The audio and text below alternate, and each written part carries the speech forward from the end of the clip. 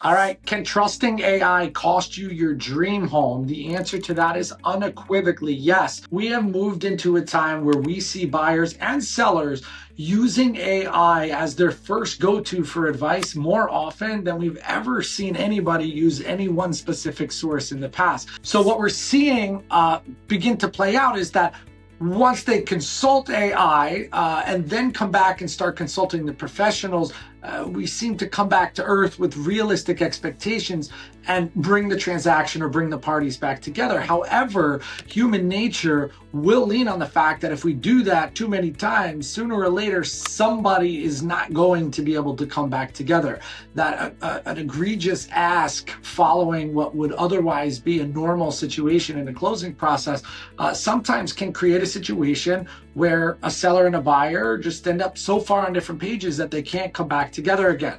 So here's my suggestion. AI is an incredible tool. As many of you know, I use it all the time, but I would use that as a second source of advice, not a primary. So to reach out to the professionals, if you're in a real estate transaction, you've surrounded yourself with professionals that hopefully you can trust. Real estate agent, attorney, mortgage broker. You lean on them for initial advice, and then following that, if you want to confirm that you're comfortable with it, feel free to run that by for a second opinion. I think taking a home inspection report where an inspector is paid a large amount of money to cover their own rear end and list every single thing in a property and uploading that into any chatbot is going to spit out a laundry list that historically somebody might not have been like, wow, oh my God, let's add all these numbers together.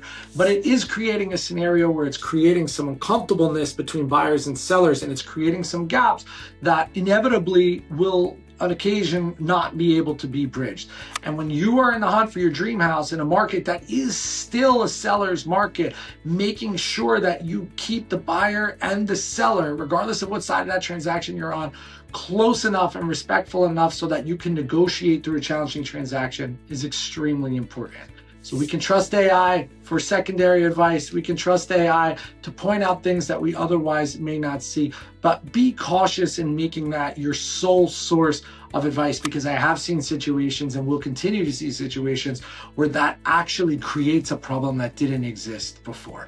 As always, my name is Bill Boswell with the Omega Real Estate Group, and your search ends here.